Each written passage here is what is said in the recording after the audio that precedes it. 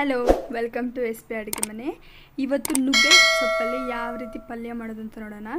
ಯಾರ್ಯಾರು ಕಹಿ ನಾವು ತಿನ್ನಲ್ಲ ಅನ್ನೋರು ಈ ಥರ ಒಂದ್ಸರಿ ಮಾಡಿ ಖಂಡಿತವಾಗೂ ತಿಂತೀರಾ. ನೋಡಿ, ನಾನೀಗ ನುಗ್ಗೆ ಸೊಪ್ಪನ್ನ ಬಿಡಿಸಿಟ್ಕೊಂಡಿದ್ದಾದಮೇಲೆ ಈಗ ಹೇಗೆ ಮಾಡೋದು ಅಂತ ನೋಡೋಣ ಆ್ಯಂಡ್ ಏನೇನು ಬೇಕು ಅಂತ ನೋಡೋಣ.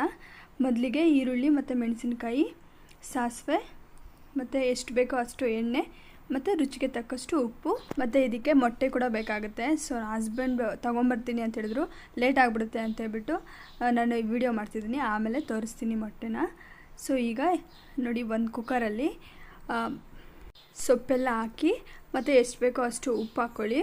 ಉಪ್ಪನ್ನು ಸ್ವಲ್ಪ ನೋಡ್ಕೊಂಡು ಹಾಕಿ, ಮತ್ತು ಗೊಜ್ಜು ಕೂಡ ಏನು ಫ್ರೈ ಮಾಡ್ತೀರಲ್ವ, ಒಗ್ಗರಣೆ ಹಾಕ್ತಿರಲ್ವ, ಆವಾಗ್ಲೂ ಹಾಕ್ಕೊಳ್ಬೇಕಾಗತ್ತೆ. ಸೊ ನೋಡ್ಕೊಂಡು ಹಾಕಿ.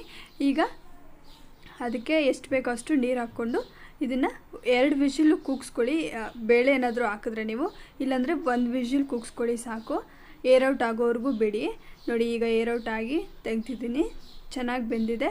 ಆ್ಯಂಡ್ ದೆನ್ ಇದನ್ನು ಯಾವುದು ಸ್ಮ್ಯಾಶರ್ ಆಗಲಿ ಯಾವುದೋ ಯೂಸ್ ಮಾಡ್ಕೊಂಡಿದ್ರೆ ಕೈಯಲ್ಲಿ ಚೆನ್ನಾಗಿ ಹಿಂಡಿ ತೆಗೆದಿಟ್ಕೊಂಡಿದ್ದೀನಿ ನಾನು.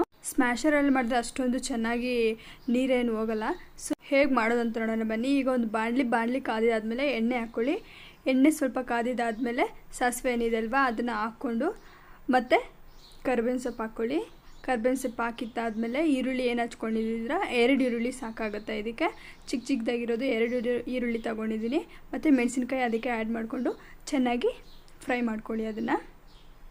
ಈಗ ಗೊಜ್ಜಿಗೆ ಉಪ್ಪು ಬೇಕಾಗುತ್ತಲ್ವ, ಸೊ ಉಪ್ಪನ್ನು ಆ್ಯಡ್ ಮಾಡ್ಕೊಳ್ಳಿ. ಮೊಟ್ಟೆಗೂ ಬೇಕಾಗುತ್ತೆ ಆ್ಯಂಡ್ ಈರುಳ್ಳಿ ಕೂಡ ಉಪ್ಪು ಹಿಡಿಯುತ್ತೆ. ಸೊ ಈಗ ಚೆನ್ನಾಗಿ ಫ್ರೈ ಮಾಡ್ಕೊಂಡಿದ್ದೀನಿ. ನೋಡಿ, ಉಪ್ಪು ಹಾಕ್ಕೊಳ್ತಿದ್ದೀನಿ. ಉಪ್ಪು ಹಾಕ್ಕೊಂಡಿದ್ದಾದಮೇಲೆ ಅದನ್ನು ಒಂದು ಸರಿ ಮಿಕ್ಸ್ ಮಾಡ್ಕೊಂಡಿದ್ದಾದಮೇಲೆ ನಿಮಗೆ ಮೊಟ್ಟೆ, ನಾನಿಲ್ಲಿ 4 ಮೊಟ್ಟೆ ತೊಗೊಂಡಿದ್ದೀನಿ. ನಿಮಗೆ ಲೈಕ್ ಕನ್ಸಿಸ್ಟೆನ್ಸಿ ನೋಡಿಕೊಂಡು ನಿಮ್ಗೆ ಎಷ್ಟು ಬೇಕೋ ಅಷ್ಟು ಮೊಟ್ಟೆ, ಇನ್ನೂ ಜಾಸ್ತಿ ಬೇಕು ಅಂದರೂ ಕೂಡ ಹಾಕ್ಕೊಬೋದು, ತಿನ್ನೋಕ್ಕೆ ಇನ್ನೂ ಚೆನ್ನಾಗಿರುತ್ತೆ. ಸೊ ನಾನಿಲ್ಲಿ 4 ಸಾಕು, ಸೊಪ್ಪು ಸ್ವಲ್ಪನೇ ಅಲ್ವ ಇರೋದು, ಸೊ ಅದಕ್ಕೆ 4 ಸಾಕು ಅನ್ನಿಸ್ತು. ಚೆನ್ನಾಗೇ ಇರುತ್ತೆ. ಸೊ ಇದನ್ನು ಈಗ ಚೆನ್ನಾಗಿ ಮಿಕ್ಸ್ ಮಾಡಿಕೊಂಡು ಮೊಟ್ಟೆ ಪಲ್ಯ ಯಾವ ರೀತಿ ಮಾಡ್ಕೊತೀರೋ ಅದೇ ರೀತಿ ಫ್ರೈ ಮಾಡ್ಕೊಳ್ಳಿ. ಫ್ರೈ ಮಾಡ್ಕೊಂಡಿದ್ದಾದಮೇಲೆ ಈಗ ಸೊಪ್ಪನ್ನು ಆ್ಯಡ್ ಮಾಡ್ಕೊಳ್ಳಿ. ಅದಕ್ಕೆ ಸೊಪ್ಪನ್ನು ಆ್ಯಡ್ ಮಾಡಿಕೊಂಡು ಅದನ್ನು ಚೆನ್ನಾಗಿ ಆ ಮೊಟ್ಟೆಯಲ್ಲಿ ಮಿಕ್ಸ್ ಮಾಡ್ಕೊಳ್ಳಿ. ಮಿಕ್ಸ್ ಮಾಡ್ಕೊಳ್ಬೇಕಾದ್ರೆ ಒಂದು ಸ್ವಲ್ಪ ಧನಿಯಾ ಪುಡಿ ಆ್ಯಡ್ ಮಾಡ್ಕೊಳ್ಳಿ. ಯಾಕಂದರೆ ಕೌಸು ಸ್ಮೆಲ್ ಅಂತಾರಲ್ವ, ಅದೇನು ಮೊಟ್ಟೆಯಲ್ಲಿರುತ್ತೆ ಅದೆಲ್ಲ ಫ್ಲೇವರೆಲ್ಲ ಹೋಗ್ಬಿಡುತ್ತೆ ಧನಿಯಾ ಪುಡಿ ಹಾಕಿದ್ರೆ. ಆ್ಯಂಡ್ ತಿನ್ನೋದು ಕೂಡ ಒಂಥರ ಮಸಾಲೆ ಥರನೇ ಇರುತ್ತೆ, ತುಂಬಾ ಟೇಸ್ಟಿಯಾಗಿದೆ.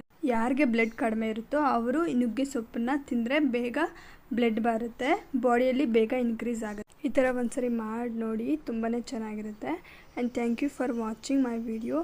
ಪ್ಲೀಸ್ ಸಬ್ಸ್ಕ್ರೈಬ್ ಮಾಡಿ ಆ್ಯಂಡ್ ಸಪೋರ್ಟ್ ಮಾಡಿ. Thank you.